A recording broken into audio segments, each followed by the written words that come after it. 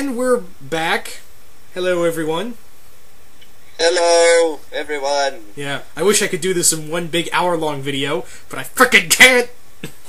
Yeah, there's this thing called the YouTube copyright Nazis, and they make you do things that are not good, like make videos shorter, and stuff like that. Yeah. It's bad. We used to be cool, YouTube. What happened? Yeah. They took an arrow to the knee. Ha ha ha. Bad joke. Anyways, continuing on with our whole story about Jason Todd. Yeah, Jason would just be a perfect thing to dwell in with just everything. I think he would work out great. Yeah, I think you had another idea for him, concerning, like, his connection with Ra's al Ghul. Oh, yeah, his connection with Ra's al Ghul. Let me clear my throat as if I have something important to say. With Ra's, we've already established in the last game that he still wants Batman. He's like, hey, you, marry my daughter and become the head of the League of Assassins. And Batman's like, no, I will never do that. And he's like, fine. And so that obviously isn't really going to happen.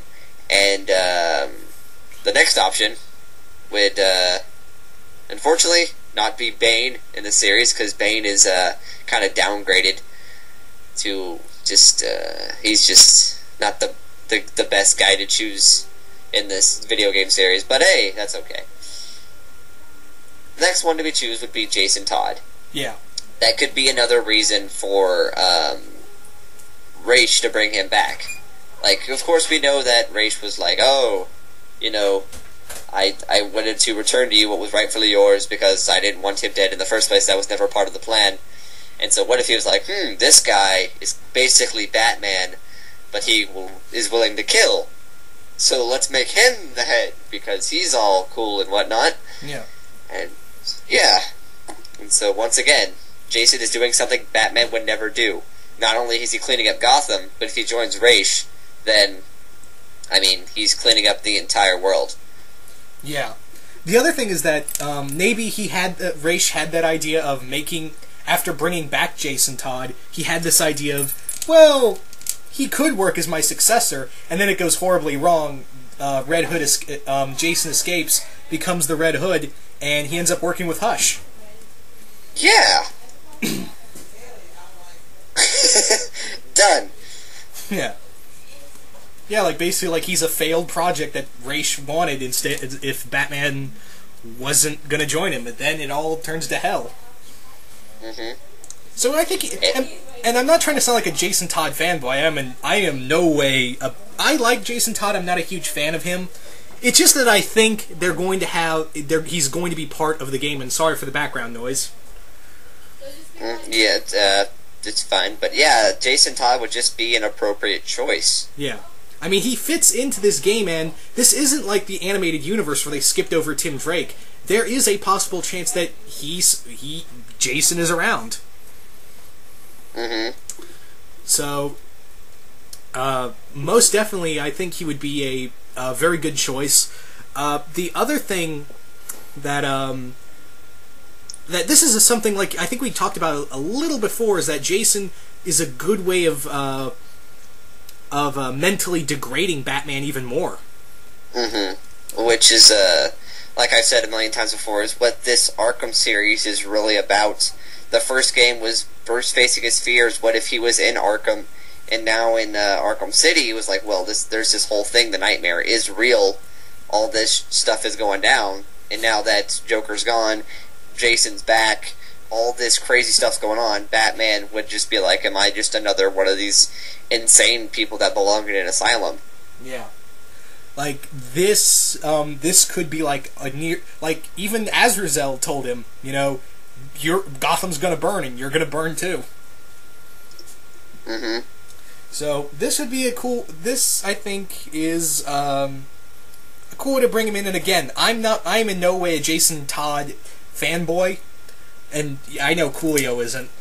No, not really. I mean, I love the Under the Red Hood story, and I love Red Hood Lost Eyes, Under the Red Hood, The Lost Days, but both by Jude Winnick. They're just good stories, But I'm not like, oh, Jason Todd is the best character ever. I'm not like that at all. I just think, yeah, there is potential, and DC is giving him a lot of limelight since the Under the Red Hood movie. Mm-hmm. And I didn't even think of Azrael, but yeah, that could definitely play into the whole prophecy thing. Yeah. I mean, if we're going into like mystical things, definitely go into that. That would be pretty interesting. Yeah, and they said that, hey, Batman's going to close the gates of hell. So, is Batman going to fight demons in the next one, or is that metaphorical? Yeah, I mean, obviously this could go either way in this series. They have the very grounded universe, but everything's still on a bigger scale in like a more cosmic, mystical universe thing. Yeah. Although, I think most people are saying, oh, well, Batman's going to fight demons, that would be stupid. I think, like, the Cult of St. Dumas is a very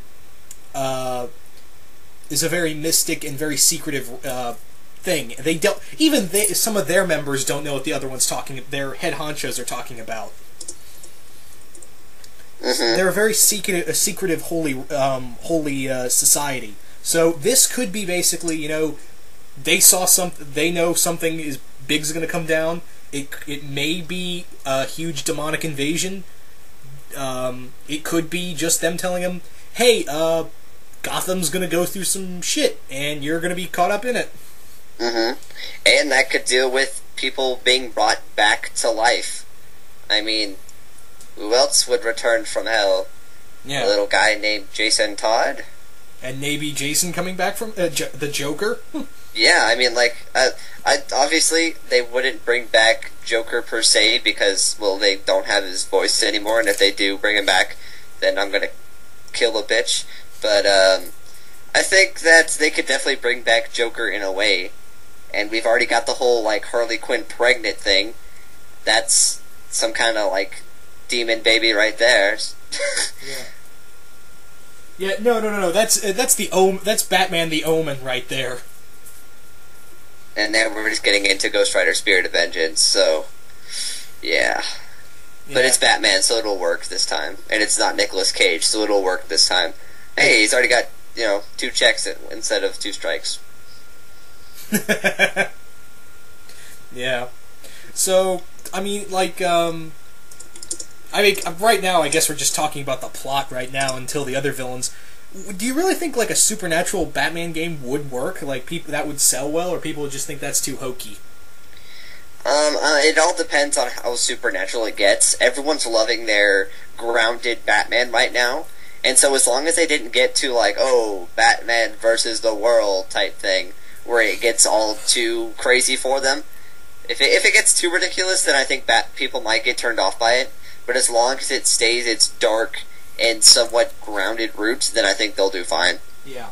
Now, Batman has faced supernatural stuff before. I'm just saying, would that work would you be interested to read that? I mean, play that in a game rather than reading that. Yeah. This is not a comic book. You know what I meant, damn it.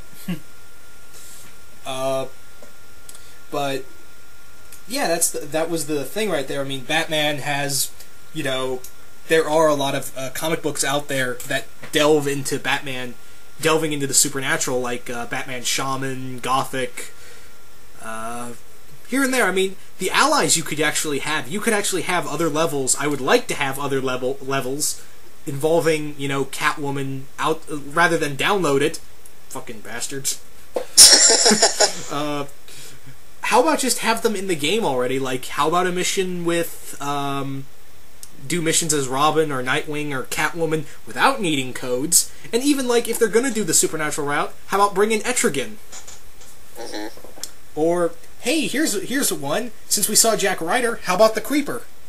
Yeah, I would love for them to bring in the Creeper since they've already shown Jack Ryder. Yeah. Creeper's just a cool character, so... Yeah, and if you listen to in the content with the interviews with Quincy Sharp, he actually mentions the Creeper. I don't remember that. What part was that in? That's where you go to the character bios at the main menu, Well, I know where it is. I'm saying I don't remember them talking about the creeper. Well, not in the game, but in the bonus content. It's in one of the recordings.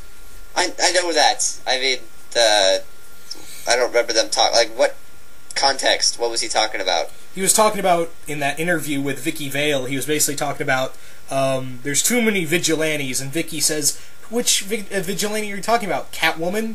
The Creeper? Yeah, okay, I remember that now. Yeah, okay. Yeah. I remember.